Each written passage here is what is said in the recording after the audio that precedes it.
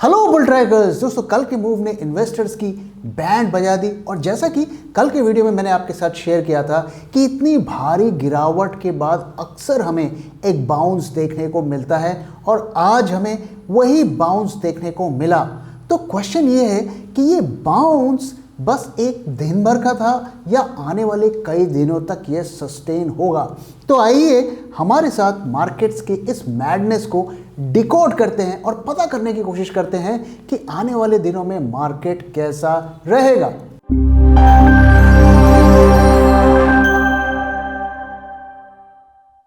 तो दोस्तों, कल की गिरावट का क्या कारण था उसको हमने डिटेल्स में पिछले वीडियो में डिस्कस किया था। ब्रॉडली जो है 2-3 रीजंस थे जिसके वजह से ये मार्केट्स इतने ज़्यादा प्रेशर में रहे। पहला, जो कोविड की तरह जो नई बीमारी आई है HMPV वायरस, उसका एक स्केयर मार्केट में हो गया। और दोस्तों, मैंने आपके साथ शेयर किया था कि उस वायरस में अभी तक इंडिया में कुछ भी अलार्मिंग नहीं है और चाइना में भी जो खबरें आ रही हैं वो लाइफ थ्रेटनिंग नहीं है।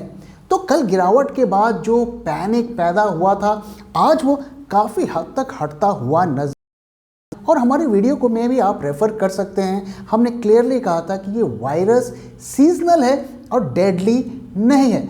दूसरा, कल के दिन जो बैंकिंग के कुछ एस्टिमेट्स आए अगले क्वार्टर के और वो बहुत ज़्यादा प्रॉमिसिंग नहीं है और ये कहा गया कि उनकी लोन बुक में बहुत ज़्यादा ग्रोथ नहीं होगा। और इसी वजह से अगर आप देखें तो बैंकिंग सेक्टर में अच्छा खासा हमें गिरावट देखने को मिली और काफ़ी ज़्यादा सेलिंग प्रेशर देखने को मिली, स्पेशली PSU बैंक्स में। तो ये प्रॉब्लम्स जो हैं थोड़ी मीडियम टू लॉन्ग टर्म की हैं और हम डिकोड करने की कोशिश करेंगे कि नियर टर्म में मार्केट्स कैसे बिहेव कर सकते हैं। तो आइए एक एक करके हम डेटा पॉइंट्स को देखते हैं और पता करने की कोशिश करते हैं कि आने वाले दिनों में मार्केट्स कैसा रहेगा।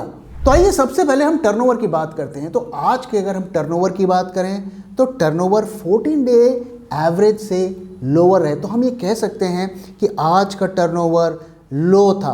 और जो पैटर्न हम पिछले कई दिनों से देख रहे हैं कि जब भी टर्नओवर ज़्यादा होता है, वॉल्यूम ज़्यादा होता है, तो उसमें तेज़ी के साथ सेलिंग की जाती है। और आज टर्नओवर कम रहा तो इसमें अक्सर ऐसा होता है कि मार्केट थोड़ा बुलिश जोन पर ही रहता है और वही हमें देखने को मिला। तो टर्नओवर का डेटा देखकर ये लगता है कि ये एक टेम्पररी बाउंस है। तो आइए अब FII की इंडेक्स फ्यूचर शॉर्ट्स पोजीशन की एनालिसिस करते हैं और देखते हैं कि उनका नियर टर्म में मार्केट के तरफ क्या आउटलुक है। तो अगर हम उनका डेटा देखें तो उनकी शॉर्ट पोजीशंस कैरी हो रही हैं, उसे वो मेंटेन कर रहे हैं। लेकिन जो सरप्राइजिंग बात है, कल के दिन अगर आप देखिए इतनी ज़्यादा फॉल आई मार्केट में, लेकिन उनके शॉर्ट्स में दरअसल थोड़ी सी कमी ही आई। तो ये एक हमें होप देता है। हालांकि एक दिन के डेटा को देखकर हम कुछ विशेष अनुमान तो नहीं लगा सकते, लेकिन ये उम्मीद देता है कि आने वाले दिनों में अगर ये पैटर्न कंटिन्यू होता है, थोड़े थोड़े वो शॉर्ट्स गिरावट में भी कवर करते हैं, तो उम्मीद देता है कि मार्केट में थोड़ी बहुत रिकवरी हमें देखने को मिल सकती है। तो FII फ्यूचर्स का डेटा भी हमें मीडियम टर्म में तो बेयरिश इंडिकेट कर रहा है और बहुत ही शॉर्ट टर्म में जो थोड़ा हमें होप भी दे रहा है। अब आइए ओपन इंटरेस्ट का डेटा देखते हैं और समझने की कोशिश करते हैं कि निफ्टी फ्यूचर्स में ट्रेडर्स और इन्वेस्टर क्या कर रहे हैं। तो अगर इस डेटा को देखें तो हमें क्या देखने को मिलता है कि जो शॉर्ट पोजीशंस हैं वो मंथ आफ्टर मंथ नवंबर से कंटिन्यू हो रही हैं और रोल ओवर हो रही हैं। और जब बड़ी हमें राइज मार्केट में देखने को मिलता है तो अक्सर पोजीशंस में क्लोजिंग होती हुई हमें दिखती है। लोग अपने शॉर्ट्स को क्लोज करते हैं और ज़्यादातर जब मार्केट गिरता है तो वहाँ पर हमें ओपन इंटरेस्ट ऐड होता हुआ दिखता है, जो हमें ये बताता है कि शॉर्ट पोजीशंस को ऐड किया जा रहा है। अब आप गौर से कल का डेटा देखिए, कल के डेटा में क्या दिखता है। कल का डेटा जो सेकेंड लास्ट बार है वहाँ पे आप देखिए ओपन इंटरेस्ट दरअसल डाउन रहा कल के दिन, जो कि काफ़ी ज़्यादा सरप्राइजिंग है। मार्केट में इतनी ज़्यादा गिरावट हुई और ओपन इंटरेस्ट डाउन हुआ, जबकि इतने पैनिक में अक्सर देखा जाता है कि लोग फ्रेश शॉर्ट्स ऐड करते हैं और ओपन इंटरेस्ट बढ़ता है।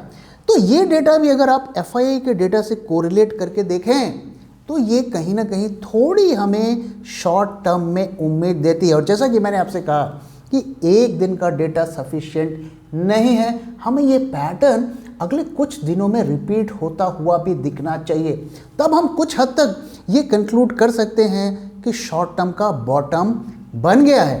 अब आइए हमारे बुल ट्रैक इंडिकेटर की बात करते हैं कि वो क्या कह रहा है निफ्टी और बैंक निफ्टी में, वो किस तरीके की प्रेडिक्शन कर रहा है। तो कल के दिन मैंने ये इंडिकेटर आपके साथ शेयर किया था और वहाँ पर ये इंडिकेटर बुलिश से बेरिश टेरिटरी पर आ गया था। अगर आप उससे पिछले दिन का भी देखें तो कितना ज़्यादा आपको ड्रॉप इंडिकेटर में दिख रहा था। और मैं पिछले 2 दिनों से आपके साथ शेयर कर रहा हूँ कि अगर आप लॉन्ग हैं तो पोजीशंस को क्लोज करिए, शॉर्ट टर्म में गिरावट के चांसेस हैं। लेकिन इस इंडिकेटर के बेसिस पर क्या मैं अपने शॉर्ट्स क्रिएट करूंगा इस लेवल पर? तो जैसा कि मैं आपके साथ लगातार शेयर कर रहा हूं कि हमारा थ्रेशोल्ड है, इस इंडिकेटर की वैल्यू जब तक 0.05 से ऊपर नहीं जाएगी मैं लॉन्ग नहीं जाऊंगा, और जब तक -0.05 से नीचे नहीं जाएगी मैं शॉर्ट नहीं जाऊंगा। लेकिन चूंकि इंडिकेटर नेगेटिव में आ गया है तो मैं बुलिश नहीं रहूंगा, अपनी लॉन्ग पोजीशंस को क्लोज करूंगा। तो आज अगर आप इंडिकेटर की वैल्यू देखें तो -0.03 से थोड़ा रिकवर हुआ है, अभी भी ये बेरिश जोन में है। तो अगर हम इस इंडिकेटर को फॉलो करें तो हम किसी भी तरफ इस वक्त डिसाइसिव पोजीशंस नहीं बना सकते। लेकिन एक चीज तो क्लियर है, लॉन्ग्स को क्लोज करना है। वहीं अगर बैंक निफ्टी में देखें तो वहां क्या दिखता है, तो सिमिलर पैटर्न हमें दिखता है। निफ्टी की तरह ही इंडिकेटर बेरिश जोन पर आ गया है, लेकिन अभी हमारे थ्रेशोल्ड को पार नहीं किया है। तो यहाँ पर भी सेम स्ट्रैटेजी है, अपने लॉन्ग्स को क्लोज करिए और शॉर्ट्स क्रिएट करने के लिए वेट करिए। अब आइए दोस्तों चार्ट को डिकोड करने की कोशिश करते हैं और देखते हैं कि चार्ट क्या कहता है। तो अगर हम निफ्टी के चार्ट को देखें, यह डेली चार्ट है।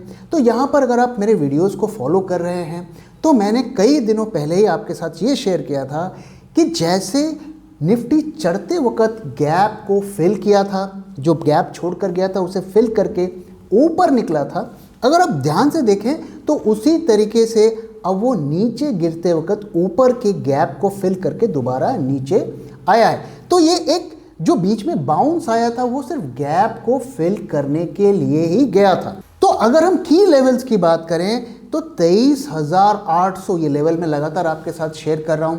तो चार्ट के बेसिस पर ये की लेवल है और जब तक मार्केट इससे नीचे रहता है तो हमें बेरिश ही रहना है, और जैसे ये लेवल ब्रेक होकर मार्केट ऊपर जाता है तो हमें शॉर्ट्स को क्लोज करना है। अब आइए बैंक निफ्टी के चार्ट को देखते हैं। तो बैंक निफ्टी के चार्ट को अगर आपको समझना है तो आपको वीकली चार्ट को देखना है और वहीं से आपको क्लैरिटी मिलेगी।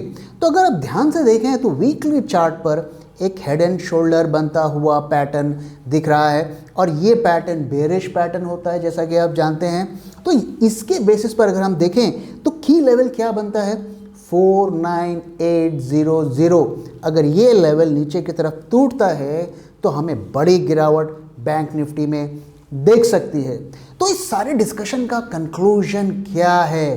कंक्लूजन ये है कि ज़्यादातर डेटा हमें ये बताता है कि नियर टर्म में भी बेरिशनेस आ रही है, पूरी तरीके से अभी शॉर्ट का सेटअप नहीं बना है। लेकिन अगर मीडियम टर्म में देखें तो क्लियरली ये बेरिश इंडिकेट ही कर रहा है। और बीच में जो रैली थी वो एक तरीके की बेयर मार्केट रैली हमें पिछले दिनों देखने को मिली, यानी कि लॉन्गर बेयर सेटअप में एक शॉर्ट टर्म की बुलिश रैली। तो फिलहाल अगर हम डेटा को डिकोड करते हैं तो हमें यही सिचुएशन दिखती है। तो दोस्तों इसी के साथ मैं इस वीडियो को ख़त्म करता हूँ। आपको क्या लगता है, आपका क्या व्यू है, शॉर्ट टर्म में आप निफ्टी को कहाँ देखते हैं और मीडियम टू लॉन्ग टर्म में आप निफ्टी को कहाँ देखते हैं? तो अपना फीडबैक शेयर करना मत भूलिएगा। Thank you very much for watching and thank you for your time.